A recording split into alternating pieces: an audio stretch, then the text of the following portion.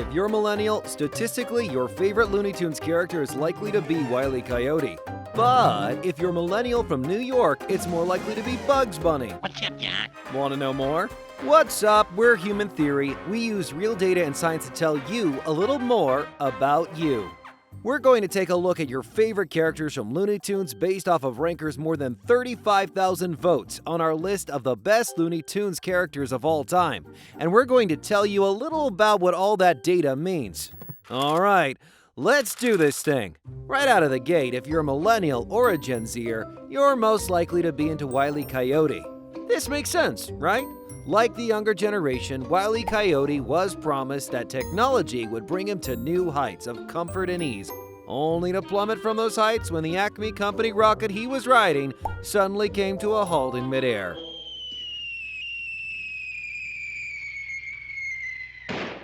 And despite all his smarts, every day is a struggle to feed himself. He looks a little malnourished, doesn't he? Here's a theory.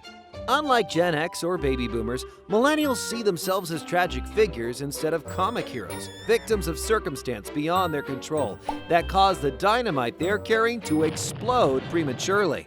There are some out there who sympathize with this skinny coyote, but whether you do or not, it's clear that his struggles to secure his livelihood resonates with the only generation that had to take on 4 unpaid internships before job recruiters took them seriously. Seriously.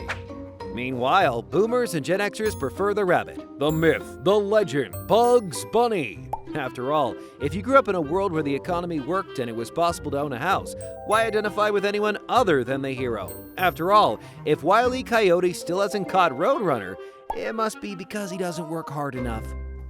Women like Marvin the Martian more than any other Looney Tunes character, while for men, he's only number 11.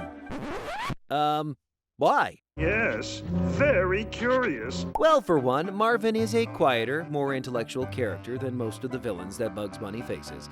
It could be that female fans appreciate Marvin's dark and mysterious demeanor. He's like the Edward Cullen of Tiny Aliens. Meanwhile, loud and reckless characters seem to be more appealing to male viewers. Men tend to like Daffy Duck, Yosemite Sam, Foghorn Leghorn, and the Tasmanian Devil the most. Maybe it's the fact that women want more subtlety from their cartoon characters, or maybe it's just that a well-dressed Martian is cuter than a tiny hairy cowboy. Them's fighting words. Now, here's an interesting one. If you're from New York, the odds are you're a Bugs Bunny guy. But if you're a few miles southeast from Jersey, you're likely all about that Daffy Duck life. As Looney Tunes creator Chuck Jones put it, you can dream about being Bugs, but when you look in the mirror in the morning, you see Daffy.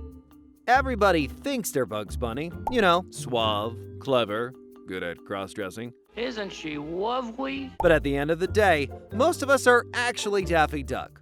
We're irritable, hapless, shoot ourselves in the face by accident types of people. So it's no wonder that New Yorkers, the country's biggest producers of self-esteem, love Bugs the most. New York City is the most important place on the planet, filled with the most important people in the world. How could they root for anyone but the hero of the story, the guy who wins every single time, the New York Yankees of cartoon characters? And then, of course, the question is, who could sympathize with a ne'er-do-well like Daffy Duck? The answer to that question, of course, is New Jersey, where New York receives constant praise just because it has an iconic green statue and a couple tall buildings.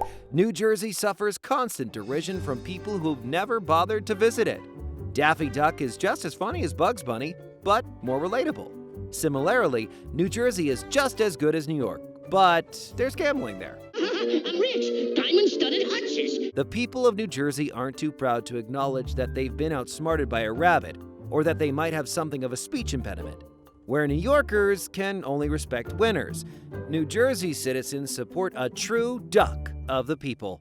Ooh, I love him. So tell us, were we dead on, or were we dead wrong? Are you really a Wile E. Coyote kind of person? Or were we over the cuckoo's nest and you dig Tweety Bird? Let us know in the comments and be sure to subscribe to Ranker for lots more content all about you. Thanks for watching. That's all, folks.